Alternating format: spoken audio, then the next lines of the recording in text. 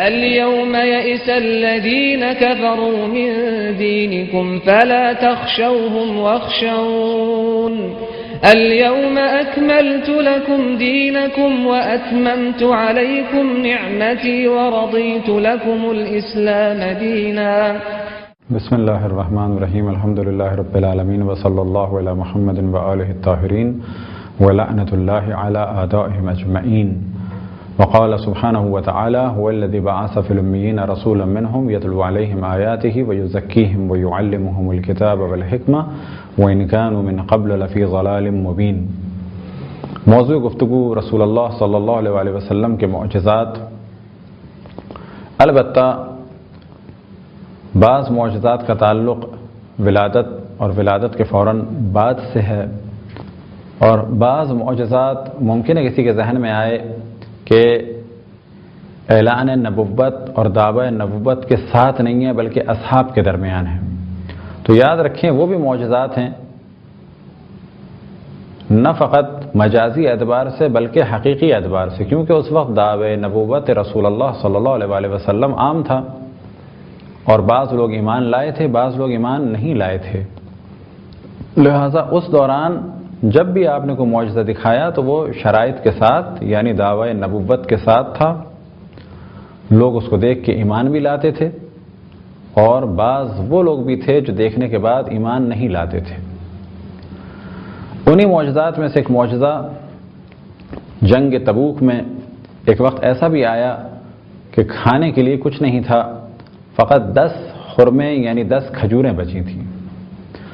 رسول اللہ صلی اللہ علیہ وسلم نے ان کھجوروں کو منگایا اور دعا کی، اور اس کے بعد اصحاب کو بلایا، اور وہ کھجوریں بھی ختم نہیں ہوئیں بلکہ مقدار بہت زیادہ بڑھ گئی، اور سب نے اس کھجوروں کو تناول فرمایا، پیٹ بھر کے کھایا. یہ وہ واقعہ تھا جنگ تبوک کا. اور اسی سے ملتا جلتا واقعہ ایک اور جنگ میں پیش آیا کہ جب پانی ختم ہو گیا تو آپ نے کہا کہ ایک ایسا برتن لاؤ کہ جس میں کچھ پانی ہو. لہٰذا جب وہ پانی لایا گیا، مشق لائی گئی، تو آپ نے اس مشق میں ہاتھ داخل کیا اور اس کے بعد فرمایا کہ اب تم لوگ پانی پیو. یہاں تک کہ سب انسانوں نے اور حیوانوں نے پانی پیا اور وہ پانی ختم نہیں ہوا. حیات القلوب میں ایک واقعہ نقل ہوا ہے قطعہ بن نعمان. ایک جنگ میں ایک ایسا وار ہوا کہ ان کی آنکھ باہر نکل آئی. یہ رسول اللہ صلی اللہ علیہ وسلم کی خدمت میں آئے اور آنے کے بعد عرض کی کہ میری ابھی شادی ہوئی ہے، میری ایک بیوی ہے، خوبصورت بیوی ہے، میں اسے پسند کرتا ہوں، وہ مجھے پسند کرتی ہے. وہ اگر مجھے اس عالم میں دیکھے گی، اس آنکھ کو دیکھے گی تو اس پر کیا گزرے گی؟ تو آپ نے اس شخص کو قریب بلایا، اور بلانے کے بعد آپ نے جناب قطعہ بن نعمان کو قریب بلایا، اور بلانے کے بعد دعا کی اور اپنے ہاتھ سے ان کی آنکھوں کو ان کے حلقے میں رکھ دیا، اور وہ آنکھ بالکل صحیح ہو گئی، اور آخر عمر تک اس آنکھ سے وہ بالکل صحیح دیکھتے تھے. اور بعض جگہ یہ بھی نقل ہوا کہ دوسری آنکھ میں تو کبھی کبھی درد ہو بھی جاتا تھا، لیکن وہ آنکھ کہ جو رسول اللہ صلی اللہ علیہ وسلم کے معجزے کے ذریعے سے صحیح ہوئی وہ ہمیشہ صحیح رہی. جنگ بدر میں چند اصحاب رسول اللہ زخمی ہوئے. ان میں سے ایک تھے معاذ بن افرا. ان کے ہاتھ پہ ایک ضربت لگی جو ابو جہل نے ماری تھی، اور اس کی وجہ سے ہاتھ معلق ہو گیا. جب یہ رسول اللہ صلی اللہ علیہ وسلم کی خدمت میں آئے، ہاتھ کٹ چکا تھا، تو آپ نے لعاب دہن کے ذریعے سے ان کے ہاتھوں کو جوڑا، اور اس طرح سے وہ دوبارہ جسم کا حصہ بن گئے اور جڑ گئے کہ کوئی اندازہ بھی نہیں لگا سکتا تھا کہ یہاں کبھی کوئی زخم بھی تھا. اور اسی طرح سے جب عامر بن معاص کی ٹانگ پر حملہ ہوا اور زخمی ہوئی تو آپ نے وہاں بھی لعاب دہن لگایا اور وہ ٹانگ صحیح ہو گئی. ایک روایت میں نقل ہوا کہ رسول اللہ صلی اللہ علیہ وسلم قبر مطہر حضرت عبداللہ یعنی اپنے والد ماجد کی قبر مطہر پہ گئے، 2 رکعت نماز پڑھی اور اللہ سبحانہ و تعالیٰ سے دعا کی. قبر شگافتہ ہوئی اور جناب عبداللہ ظاہر ہوئے اور انہوں نے گواہی دی اللہ سبحانہ و تعالیٰ کی وحدانیت کی، اشہد ان لا الہ الا اللہ واشہد انک رسول اللہ، اور میں گواہی دیتا ہوں کہ تم اللہ کے رسول ہو. آپ نے سوال کیا ومن ولیوں کا، تمہارا ولی، آپ کا ولی کون ہے؟ تو انہوں نے جواب دیا اور سوال کیا رسول اللہ صلی اللہ علیہ وسلم سے ومن ولیوں کا، تمہارا ولی کون ہے؟ تو آپ نے جواب دیا میرا ولی علی ہے. تو پھر آپ نے کہا کہ بس میرا ولی بھی علی ہے. اور عیناً یہی واقعہ حضرت آمنہ بنت وہب سلام اللہ علیہ کی قبر مطہر پر ہوا۔ علامہ مجلسی نے بحر الانوار میں سے نقل کرنے کے بعد ارشاد فرمایا کہ یہ واقعہ دلیل ہے اس امر کی کہ جناب عبداللہ اور جناب آمنہ بنت وہب دونوں مسلمان دنیا سے گئے، دونوں رسول اللہ صلی اللہ علیہ وسلم کی نبوت اور اللہ سبحانہ و تعالیٰ کی وحدانیت پر یقین رکھتے تھے، اور جب رسول اللہ صلی اللہ علیہ وسلم نے بحکم خداوند تبارک و تعالیٰ مولا علی علیہ السلام کی امامت اور خلافت کا اعلان کیا تو آپ نے بھی قبر مطہر میں اس چیز کا اعلان کیا کہ علی ہمارے بھی ولی ہیں۔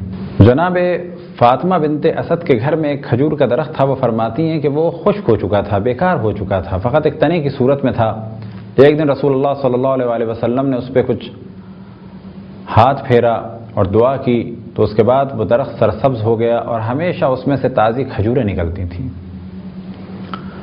اور ہر صبح اور دن کے مختلف ایام میں جب کھجوریں گرتی تھیں تو میں ان کو اٹھاتی تھی اور وہ کھجوریں رسول اللہ صلی اللہ علیہ وسلم باہر گلی میں بچوں کو دے دیتے تھے۔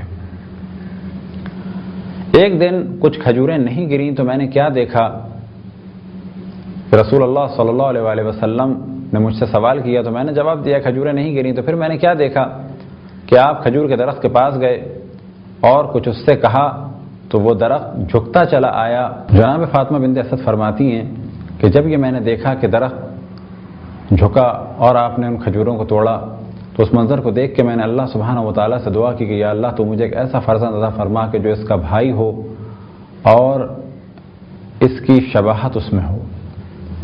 اور اسی رات مولا علی علیہ السلام کا خلقت کا سلسلہ شروع ہوا اور ان کے رحم مطہر میں مولا علی علیہ السلام منتقل ہوئے۔ ایک وقت آیا کہ مولا علی علیہ السلام نے دنیا میں قدم رکھا، ان کی ولادت ہوئی اور رسول اللہ صلی اللہ علیہ وسلم کے وہ بھائی وصی اور ان کے جانشین اور وزیر ہوئے۔